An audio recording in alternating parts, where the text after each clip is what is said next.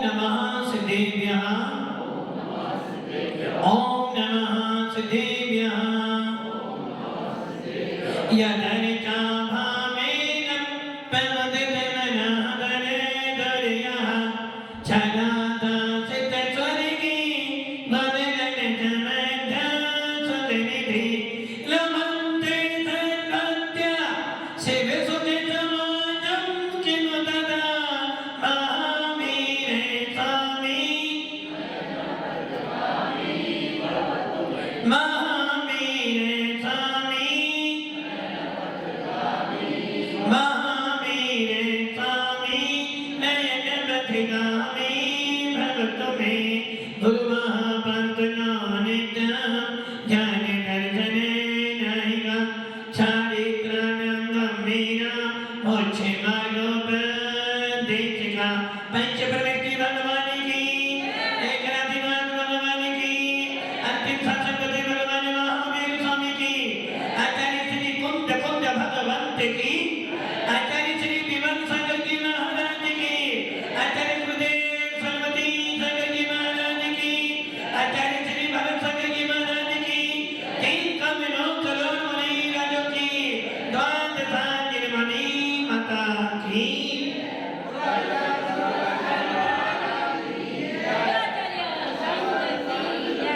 भव्य आत्मा भगवान महावीर की सियादमा अनेकांतवाद वाणी का रसास्वाद कर रहे हैं। सौभाग्यशाली है, पुण्यशाली है कि हमको भगवान महावीर की देशना सुनाई दे रही है। सबसे बड़ा आश्चर्य देखो कि इस पंचम काल में हमारे पास में तीर्थंकर नहीं है। इस पंचम काल में अब कोई तीर्थंकर पैदा होने वाला भी नहीं है। इस पंचम काल में हमारे पास कोई भी केवली भी नहीं है।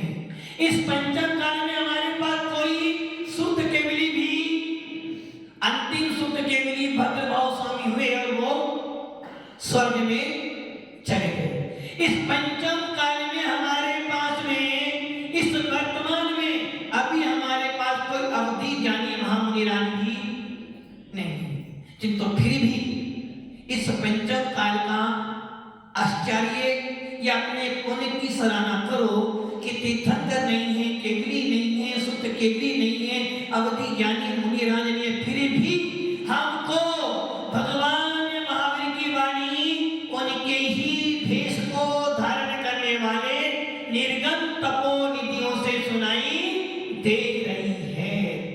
भव्य आत्मा अपने पुण्य की सराहना करो कि हमें पंचम काल मिला कि हमारा पाप कर्म का उदय है, हमें निकृष्ट काल मिला कि हमारा दुर्भाग्य है, किंतु इस पंचम काल में हमारा इतना पुण्य है कि हमें पंचम काल के अंदर भी भीतरा वाणी को सुनने का अवसर मिल रहा है।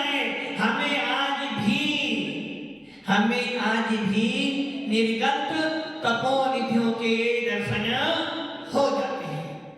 इस संसार में सबसे बड़ा शत्रु हमारा भी कोई है तो कौन है? सबसे बड़ा शत्रु कौन है हमारा? मिथ्यात्व, मोह। आठों कर्मों के अंदर, आठों कर्मों में सबसे बलवान यदि कोई है तो मोहिनी।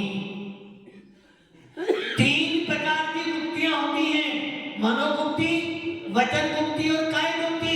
सबसे कठिन गुप्ति यदि कोई है तो मनोगुप्ति, जिसने आठों कर्मों में से मोहों को जीत लिया, जिसने आठों कर्मों में से मिथ्यात्व का दमन कर दिया, जिसने आठों कर्मों में से मिथ्यात्व को छोड़कर सम्यक दर्शन प्राप्त कर लिया है, समझ लेना वो जीव, वो आत्मा भव्य बन गया। आप लोग भव्य हो या अभव्य हो, मोक्ष मार्ग के नेता बन सकते हो या नहीं बन सकते हो, आपको भेद विज्ञान है या नहीं है, क्या आपको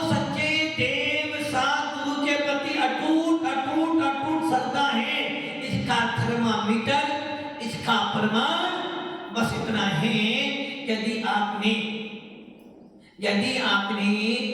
मोह को जीत लिया है, यदि आपने मिथ्यात्व का दमन कर दिया है, यदि आपके आत्मा के अंदर मिथ्यात्व कर्म का बंध रुक गया है, तो समझ लेना कि आप भव्य हो।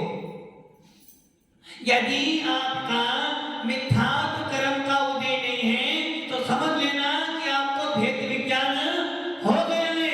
और यदि आपको भेद विज्ञान हो गया है, तो ये समझ लेना कि आप मुझे मोक्ष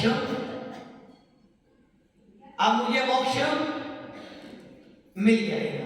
आचार्य कुमकुम स्वामी, आचार्य नेमिचंद सिद्धांत चक्रवर्ती देव बार बार अपने शास्त्रों में यही कहते हैं, बम्बे जी सबसे पहले क्या करो, सबसे पहले अपनी मान्यताओं को बदल, सबसे पहले अपनी मान्यताओं को अच्छा कर ले। जिसकी मान्यता गलत है, जिसकी मान्यता में विपरीतता है, ऐसे व्यक्ति का मंदिर में आना, जिनवाणी का सुनना, निर्जन तपोनिधियों की सेवा करना, उनके दर्शन करना, सबका सब पाप कर्म का असर है। अब आप सोच लो, यदि आपकी मान्यता गलत है, तो आपका साधुओं के दर्शन करने से क्या मिलेगा? आपका दूध बहुत बढ़िया है, दूध बहुत अच्छा था, और आपने उसको कांसे के बर्तन में डाल दिया, बोलो क्या हो जाएगा? दूध खराब हो जाएगा। आपके घर में एक बर्तन था जिसमें नींबू लगा हुआ था, और उस बर्तन में आपने अपनी अच्छी अच्छी दूध की रबड़ी डाल दी, क्या हुआ? खराब हो जाएगी, उसका स्वाद बदल जाएगा। आपके घर में जब एक दूध एक खट्टे पात्र में डालने से, गलत पात्र में डालने से दूध अपना स्वाद छोड़ देता है, उसी प्रकार यदि आपकी मान्यताएं गलत हैं, आपका श्रद्धा गलत है, आपकी मान्यता में विपरीत बना है, तो आपका दर्शन करना, वीतराग की नींद देख के पास जाना, वीतराग वाणी का सुनना, सबका सब गलत फल देने वाला हो जाएगा। इसलिए आचार्य भगवंत ने, उमा स्वामी जी ने सबसे पहले सूत्र दिया है, सम्यक दर्शन ज्ञान चार्टानी मोक्ष मार्ग। यदि तो मोक्ष मार्ग की प्राप्ति करना चाहता है राजमल जी, यदि आप मोक्ष मार्ग पे लगना चाहते हो, तो सबसे पहले आपको क्या करना पड़ेगा? अपनी मान्यताओं को बदलना पड़ेगा। जब तक मान्यताएं नहीं बदलेगी, तब तक आपका मोक्ष मार्ग शुरू नहीं होने वाला है। और जिनकी मान्यताएं गलत हैं, वो ही भेद करते हैं। हमारे भगवान महावीर ने क्या बतलाया था? पथ क्या बताया है? वीतराग जिनेंद्र देव ने आपको पथ बताया। पथ क्या का पथ? आत्मा से परमात्मा बनने का मार्ग बताया है। आचार्य कुमकुम स्वामी ने अपने नियम सार में यही तो लिखा है कि मोक्ष जाने का मार्ग क्या है और उसका फल क्या है। जैन शास्त्र में दो ही चीज है, एक मार्ग और एक उसका फल। मार्ग क्या है? मोक्ष प्राप्त करने का मार्ग क्या है? सम्यक दर्शन, ज्ञान और चारित्र्य। सम्यक दर्शन, सम्यक ज्ञान और सम्यक चारित्र्य मोक्ष का मार्ग है। मोक्ष की प्राप्ति करने का अधिक कोई साधन है तो वो क्या साधन है? रत्नत्रय। बिना रत्नत्रय के आप परमात्मा नहीं बन सकते। और वो रत्नत्रय किसको मिलता है? बसंती लाल जी, किसको मिलता है रत्नत्रय? किसको मिलता है रत्नत्रय? किसको मिलता है? जीव को मिलता है, अजीव को मिलता है? जीव को मिलता है। आप सब लोग कौन हो? अजीव। अजीव नहीं हो, जीव हो।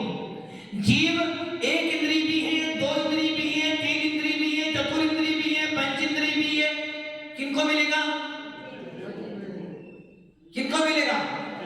शांता की एक इंद्रिय जीव को, दो इंद्रिय को, पंच इंद्रिय को, क्योंकि एक इंद्रिय, दो इंद्रिय, तीन इंद्रिय, चतुर इंद्रिय के अंदर पात्रता तो है किंतु योग्यता नहीं है।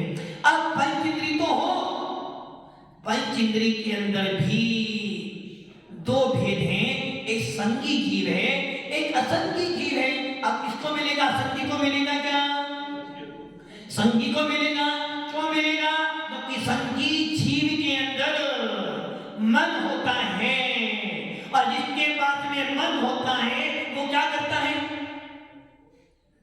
आप सबके पास में आप संगी हो ना, सबके पास में मन है, और जिसके पास में मन होता है वो क्या करता है?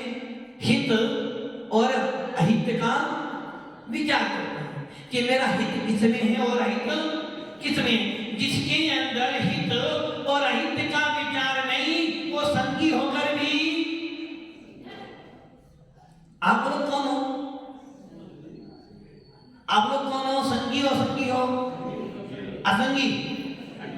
संगी हो, मान लेते हैं। मानने से तो आप केवल ज्ञानी नहीं हो, केवल ज्ञानी नहीं हो। अच्छा, यहाँ कौन कौन केवल ज्ञानी है? कोई भी नहीं है केवल ज्ञानी। सो लक्ष्मीपति माता जी, आप केवल ज्ञानी हो, हाँ या ना? अभी तो कह रहे अभी तो हम नहीं है, अभी नहीं हो, आप केवल ज्ञानी हो। केवल ज्ञान की शक्ति है, हाँ हाँ, शक्ति रूप में नहीं है। हमारे माता जी कह रहे हम केवल ज्ञानी नहीं है, किंतु पीछे से बारों मार दिया। वो कह रही हम केवल ज्ञानी तो हैं, किंतु अभी प्रकट आचार्य कुंदकुंद स्वामी यही बात समझाना चाह रहे हैं कि भैया हमारे अंदर आज भी केवल ज्ञान की सामर्थ्य बैठी है। प्रत्येक जीव के अंदर, भले वो निगोदिया जीव एक इंद्रिय, निगोदिया जीव कहाँ बैठे? निगोद के अंदर। ऐसे निगोद जिसके अंदर आत्मा है, जिसके अंदर आत्मा है। आत्मा किस किस के पास में है? देवों के पास भी है, नारकियों के पास भी है, त्रिदेवों के पास भी है, मनुष्यों के पास भी है, एक इंद्रिय के पास भी है, पशुओं के पास भी है, बंदर के पास भी है। जो मच्छर आपको काटता है, जिस मच्छर के पास में मन नहीं है, इंद्रियां चार हैं, ऐसे मच्छर की आत्मा के अंदर भी केवल ज्ञान है। जो शेर जीवों को मार मार कर खाता, उसके अंदर भी, उस आत्मा के अंदर भी केवल ज्ञान। जो नारकी जीवों को काट काट के हर पल क्या करता है? कसाय था, अशुभ परिणाम। नरकों के अंदर को एक समय के लिए भी शांति, और घर में शांति है ना? महावीर घर में शांति है, शांति है ना? शांता है, शांति नहीं है। शांति नहीं है, शांता है, शांति नहीं है। नरकों में एक पल के लिए भी शांति, स्वर्गों में एक पल के लिए भी दुख। फिर भी नरकों में एक समय के लिए शांति नहीं है, स्वर्गों में एक समय के लिए दुख नहीं है। उसके बाद भी नारकियों को फुर्सत नहीं है चिंतन करने का। देवों के पास में कोई दुख नहीं है, उसके बाद भी आत्मा का चिंतन करने का समय नहीं है। और तुम्हारे पास में श्रीपाल जी, तुम्हारे पास में दुकान का चिंतन करने का समय है, पोता पोतियों को खिलाने का समय है, किंतु अपनी आत्मा का चिंतन करने का पुरुषार्थ नहीं। देवों में समय नहीं, नरकों में समय नहीं, और पशु बिचारे, उनके पास तो ज्ञान ही नहीं है। किंतु आचार्य भगवान कहते हैं पशु भी भेद विज्ञान प्राप्त कर सकता है, पशु भी पंचम गुण स्थान को प्राप्त कर सकता है। और आप लोग क्या प्राप्त कर सकते हो? मोहन जी, क्या प्राप्त कर सकते हो? क्या प्राप्त कर सकते हो? आप अपनी इस पर्याय से क्या प्राप्त कर सकते हो? मोक्ष को नहीं, झूठ बोल रहे हो। इस पर्याय से तो मोक्ष मिलने वाला। आप इस पर्याय से क्या प्राप्त कर सकते हो? एक त्रियंच पंचम गुण स्थान प्राप्त, अर्थात एक त्रियंच, वो त्रियंच पंचेंद्री त्रियंच संगी जीव पंचम गुण स्थान प्राप्त कर सकता है, प्रतिमाधारी बन सकता है और समाधि मरण करके 16वें देव हो सकता है। एक नारकी नरक में पड़ा होकर भेद विज्ञान प्राप्त कर सकता है, चौथा गुण स्थान प्राप्त कर सकता है और चौथे गुण स्थान सही निकाल कर मनुष्य पर्याय प्राप्त कर संयम धारण करके मोक्ष प्राप्त कर सकता है। एक मनुष्य क्या कर सकता है? एक देव अपने भेद विज्ञान से मनुष्य पर्याय का बंद कर सकता है, मनुष्य आयु का बंद कर सकता है और मनुष्य बनकर मोक्ष जा सकता है। आप क्या कर सकते हो? आप अपने इस पर्याय से क्या कर सकते हो? नहीं, मोक्ष नहीं मिलने वाले इस पर्याय से। प्रदीप जी, इस पर्याय से आप क्या प्राप्त कर सकते हो? महाराज जी, हम दादा बन सकते हैं, नाना बन सकते हैं, मामा बन सकते हैं, यही बन सकते हो ना? बस सेठ बन सकते हैं, बड़े बड़े पदों को प्राप्त कर सकते हैं, समाज के अध्यक्ष बन सकते हैं, किंतु आप इस पर्याय से क्या प्राप्त कर सकते हो? बसंती लाल जी, क्या प्राप्त कर सकते हो? महाराज भी कह रहे, भी नहीं बोल रहे हो, भी नाना दादा तो है किंतु महाराज भी बन सकते हैं। अरे इस पर्याय से आप सबसे ऊंचा पद देव, चौथे गुण स्थान से ऊपर नहीं जा सकता। एक देव गति का देव मात्र सम्य दर्शन प्राप्त कर सकता है।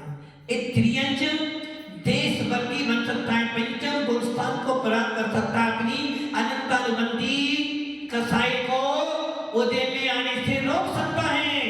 एक नारकी जीव चौथे गुण स्थान से ऊपर नहीं जा सकता, किंतु ये मनुष्य आज वर्तमान का मनुष्य पंचम काल में छठा सातवां गुण स्थान प्राप्त। आप इस पर्याय से महामुनिराज बन सकते हो। आप इस मनुष्य पर्याय से काल में, इस पंचम काल में आप भावलिंगी संत बन सकते हो। किंतु कभी महाराज जी, हम क्या कर सकते हैं? इस पर्याय से आप अपने आत्मा के अंदर वो पावर, वो शक्ति उत्पन्न कर सकते हो, जिसके बल पर जाकर आप जब मरण करो तो मरण करते समय आपका समाधि मरण हुआ, समाधि मरण करके आप स्वर्गों में जाकर जिनेंद्र देव के पास साक्षात प्रत्यक्ष में जिनेंद्र देव का अभिषेक कर सकते हो। यदि आपने इस पर्याय में, इस वर्तमान काल में आपने यदि संयम धारण कर लिया, छठा गुण स्थान प्राप्त कर लिया और भेद विज्ञान पूर्वक समाधि मरण किया, भाव लिंग से सहित में मरण किया, अनंतानुबंधी कसाई, आप प्रत्याखान कसाई को छोड़कर प्रत्याखान अनंतानुबंधी कसाईयों को हटाकर संजनन कसाई के उदय में यदि आपने अपने महाव्रतों का पालन किया और मरते समय आपने छठे गुण स्थान में मरण किया, तो आप निश्चित रूप से बेमानिक देवों में भेद विज्ञान पूर्वक पैदा होंगे और वहां जाकर क्या करोगे? अभी तो आप नकली भगवान का अभिषेक कर रहे थे और वहां जाकर साक्षात सवेरे ऊपर जाकर जिनेंद्र बालक का अभिषेक करोगे। यहाँ तो प्रतिमा का अवलोकन करते और वहां जाकर श्री मंदिर स्वामी का विदेश क्षेत्र में जाकर साक्षात जिनेंद्र देव का दर्शन करोगे। इतना पुण्य आज आप कमा सकते। इस पर्याय से आप अपनी कसायों को मंद कर सकते हो। इस वर्तमान की पर्याय से आप, इस मनुष्य भव से आप एक भवातारी भी, कितने भवातारी? एक भवातारी। अब आप सोचो, आपके पास कितनी पावर है? केवल ज्ञान की शक्ति आपके अंदर बैठी है, आपके अंदर सिद्धत्व की शक्ति बैठी है, आपकी आत्मा के अंदर परमात्मा बनने की शक्ति बैठी है, किंतु आपने अपनी पावर को, अपनी शक्ति को, अपने उपादान को कहाँ लगा दिया? विषय कसायों में लगा दिया है। और जब विषय कसायों में आपने अपने उपादान को लगा दिया, अपनी पावर को लगा दिया है, तो क्या हो गया? आपको आत्मा का स्वभाव दिखाई नहीं देता है। और जब तक आत्मा का स्वभाव नहीं दिखाई देगा, विपरीत मान्यताओं में जियोगे, तब तक संसार सागर में घूमते। इसलिए आचार्य कहते हैं, सबसे बड़ा शत्रु तेरा मिथ्यात्वता, तेऊ संगी है। संगी उसे कहते हैं जो हित और अहित का विचार करता है। और आपने क्या किया? आपने विचार किसका किया? परिवार का, संसार का। तो क्या हुआ? आज तक दुखित होते जा रहे हो। इसलिए आचार्य भगवान कहते हैं, आपका संगी बना, यदि आप संगी हो तो आप उपदेश सुन सकते हो, शिक्षा धारण कर सकते हो, किंतु सुनना मात्र संगी बना नहीं है। सुनकर उसका चिंतन मनन करो। चिंतन मनन करने के बाद उस पथ पर चलो। इसलिए भगवान महावीर ने हमें पथ दिया था और हमने क्या कर दिया? पथ को तो छोड़ दिया और पथ में पड़ गए। और यही कारण था जिस समय भद्रभाव स्वामी अंतिम सूत्र के में जब ये जान लिया कि यहाँ पर अकाल पड़ने वाला है, उत्तर भारत में अब मुनियों की चर्या पालन नहीं हो सकती। उत्तर भारत में अब समन परंपरा का निर्वाह नहीं हो सकता। अब उत्तर भारत में हमारे व्रतों का पालन नहीं हो सकता है, तो चलो अपन दक्षिण भारत चलते हैं, जहाँ जाकर अपने मुनित्व का, अपनी वीतरागता का साधना करते करते निर्विकल्प समाधि मरण करेंगे। और आचार्य भगवंत ने आदेश दे दिया 24,000 साधुओं को, चलो यहाँ से विहार करते हैं, क्योंकि यहाँ पर अब दुर्भिक्ष पड़ने वाला है। अपन यहाँ से विहार कर चलते हैं और जहाँ साधना अच्छी होगी वहां रुकेंगे। किंतु जिन्हों में घमंड था, जिन्हों में अहंकार था, जिन्हों के अंदर पैसे की बू थी, जो पैसों के बल पर, धन के बल पर धर्म खरीदना चाहते थे, ऐसे भक्त लोगों ने, ऐसे अहंकारी श्रावकों ने क्या कर दिया? साधुओं से कह दिया, नहीं महाराज आप कहीं रुको, आपकी सेवा करेंगे, इतना धन किस काम में आएगा? किंतु वो भूल गए थे कि धन से